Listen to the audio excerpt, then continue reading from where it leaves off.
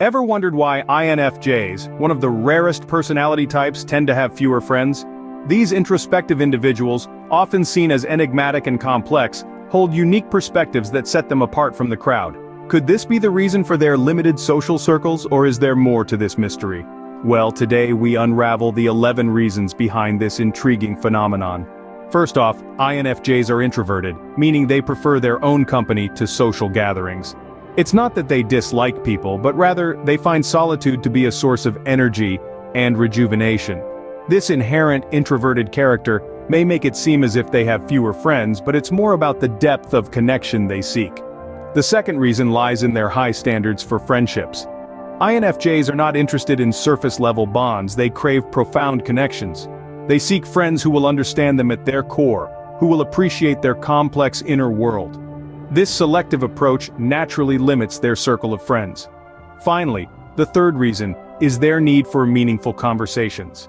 Small talk doesn't appeal to them. They are drawn to discussions that dive deep into philosophy, psychology, or the mysteries of the universe. They long for talks that challenge their intellect and broaden their perspective. It's not always easy to find individuals who can engage in such dialogues. So you see, it's not about quantity for INFJs, but quality. Moving on, INFJs are highly intuitive and sensitive to others' emotions. This intuitive nature, while a strength, can also be a cross to bear.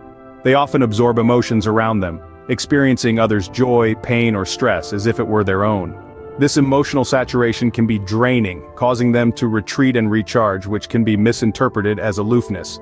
Next, let's consider the often complex, intricate minds of INFJs. They love deep, meaningful conversations, and their thoughts often run deep into philosophical and existential territories. Their complexity can be intimidating to some, and misunderstood by others, leading to a sense of social isolation. It's not that they don't want to connect, but they seek meaningful connections that go beyond surface-level small talk. Lastly, INFJs have a pronounced need for personal space. They treasure their solitude, using it to reflect, process emotions, and recharge their mental batteries. This isn't a rejection of social interaction, but a necessary retreat for their well-being. However, this can be misunderstood as them being distant or uninterested. These unique traits often make it difficult for INFJs to forge casual friendships. Let's not forget, INFJs are fiercely independent and value their solitude. This personality type doesn't need the constant company of others to feel fulfilled. On the contrary, they thrive in their own company, finding solitude not only comforting but also necessary for their mental well-being. Their independent nature means they're not afraid to walk their own path, even if it means walking alone. This brings us to another reason. INFJs are selective when it comes to friendships. They're not interested in superficial connections or friendships of convenience. They seek deep, meaningful relationships, and these are not easy to come by.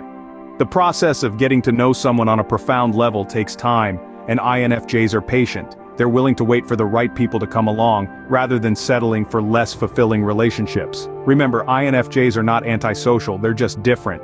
They don't want to be surrounded by people all the time. They prefer quality over quantity, cherishing a small circle of close friends rather than a large network of acquaintances.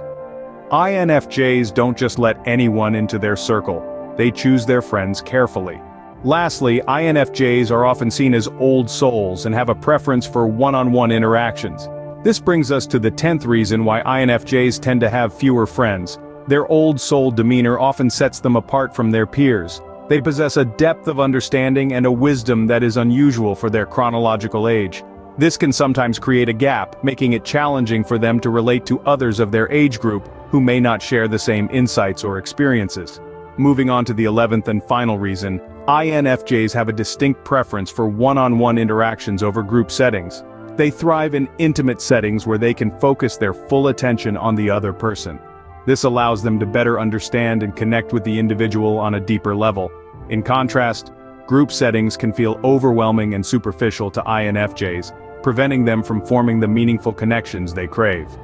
So, let's take a moment to reflect on all the reasons we've discussed. From their introverted nature to their high standards, from their need for solitude to recharge to their empathetic overload, from their desire for authenticity to their old soul demeanor, and finally, their preference for one-on-one interactions. Each of these reasons contributes to why an INFJ might have fewer friends. But remember, it's not about the quantity for them.